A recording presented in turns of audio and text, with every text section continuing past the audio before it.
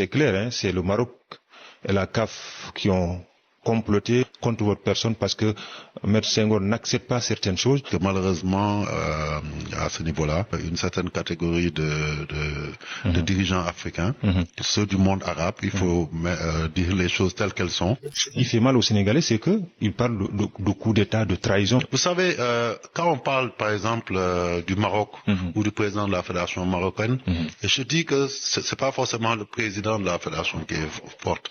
C'est le Maroc qui a su imposer presque une position incontournable à la Confédération africaine de football, avait eu à postuler pour organiser une Coupe du Monde.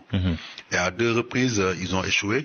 Et je pense que sous la fin, d'ailleurs, il y a eu un litige parce qu'ils devaient organiser une CAN qu'ils ont renoncé à organiser. Et quand dans l'évolution aussi, au sein de la CAF, dans le changement de nos textes, on est arrivé à faire en sorte que le Maroc soit incontournable. La CAF qui a jeté toutes les fédérations africaines dans les bras du Maroc. Accepter ça, ça ne veut pas dire me soumettre à cela. Après, ces moyens, ces armes, je ne les ai pas, mais il est hors de question que je me soumette à cela, parce que souvent les gens disent ouais, mais il doit faire comme les autres, il doit être plus opportuniste. Je pense non. Cette soumission, ce serait de pouvoir entrer à la FIFA ou d'être président de la CAF. Quand on voit le Niger accueillir le Maroc au Maroc, moi ça me pose problème. Par exemple, le Maroc puisse prendre en charge l'équipe adverse, ça pose aussi des problèmes d'éthique. Tout ça, il faut qu'on voit comment régler ça. Est-ce que vous avez eu à échanger avec Motsepe?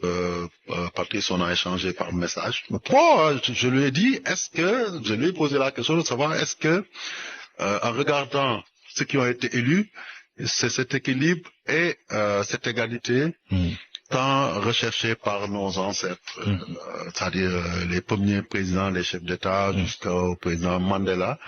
Quand on voit que c'est des pays d'une même zone géographique ou bien d'une même langue représentant juste des pays arabes qui sont passés, je pense que quand on parle de représentation de la CAF du continent au sein de la FIFA, il est logique qu'on puisse voir des anglophones. Il n'y a plus d'anglophones.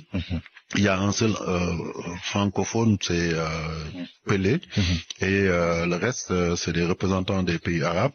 Et en plaisantant, je disais à quelqu'un, j'ai l'impression qu'à la FIFA, ils parlent plus de la Coupe du monde arabe FIFA que